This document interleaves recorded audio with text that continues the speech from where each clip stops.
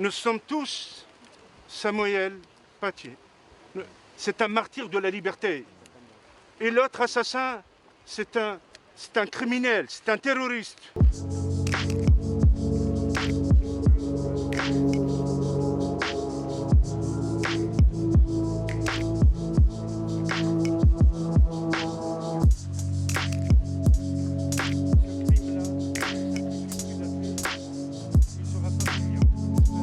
Qui n'a rien à voir ni à la foi ni à l'humanité, qui a été manipulé par des vidéos, par des individus qui ont fait autant de haine contre lui.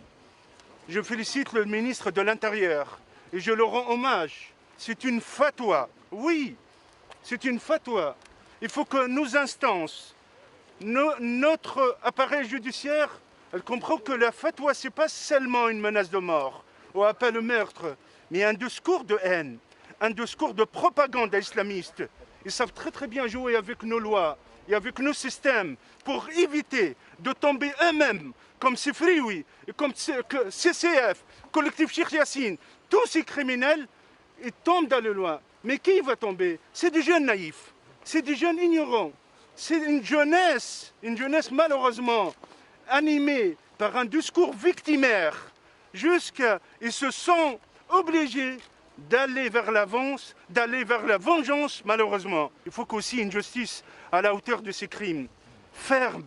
Et en même temps, j'aimerais avoir des milliers de musulmans de France qui sont là, avec des bougies, qui pleurent avec ses familles. Mais quand même, un homme, ils ont décapité sa tête, plein rue à Paris, c'est pas à Bagdad. Si on ne se réveille pas pour ça, désolé, je ne comprends pas à quel stade où la société elle va se réveiller, ou surtout la communauté musulmane, les recteurs des mosquées, les imams, les parents, les responsables associatifs, réveillez-vous. C'est votre avenir qui est en jeu. C'est votre avenir. Il y a un moment, j'ai peur qu'il y ait une goutte qui va bouleverser, il va y avoir des crimes, malheureusement, au nom de cette barbarie. Tous les profs de France, des enseignants, qui enseignent nos enfants, j'ai 5 enfants, je lui dis désolé et pardon. Parce que pour nous, vous êtes des prophètes. Vous savez, un proverbe de prophète de l'islam, il a dit que l'enseignant, c'est un prophète parce qu'il enseigne. Il transmet des messages. Tellement on vous aime, on me confie nos enfants. Ce ne sont pas nos enfants qui peuvent décapiter des profs. Ce ne sont pas nos enfants qui ne respectent pas nos profs. Ce ne sont pas des enfants de confession musulmane qui commettent des crimes et qui ne respectent pas l'école de la République. Grâce à ça, on vous le demande pardon. Parce qu'il était décapité au nom de notre religion, était mort.